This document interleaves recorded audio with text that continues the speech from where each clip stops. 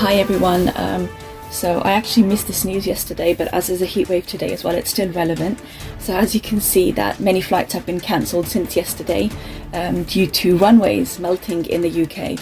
A lot of people, I saw footage of a lot of people coming out of planes just because it was not fit to fly the plane due to the runways melting.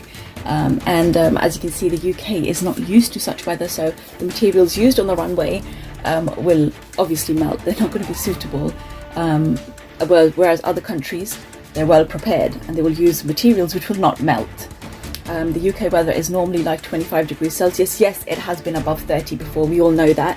But my message is to the people that are saying, oh, well, we've been back home, it's not a big deal, we'll survive it. Yeah, of course, you know, you try your best to survive it at the end of the day, but you need to bear in mind that the UK buildings are designed to keep heat in, you know, due to this insulation. It's different to back home. Back home you have more open planned houses, you get some breeze here and there, you can go to the roof, you know, and things like that. We can't do that here. And please have empathy for the people that live in flats too, as it's like you're like boxed in with this horrid heat, especially if you know, live in a top story flat, which I do, and the sun is directly hitting my windows. I don't have any windows on the other side.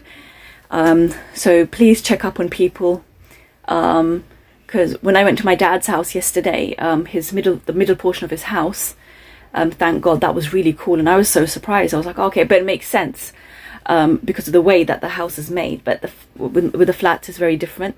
So please check up on your friends and family who live in flats. It's not easy, and I would definitely say, it might be too late, don't know how long this heat wave is going to last, but I definitely say invest in spray bottles. Fill them up with cold water, and in my next post I'm going to post what I got, which has kept my daughter and I going. And what I do is, before she gets into the car, that's what I've been doing since yesterday, I've been just spraying her whole car seat with it to cool down the arms, and the belt and the actual seat and my steering wheel and gears, you know, because they are very hot to touch.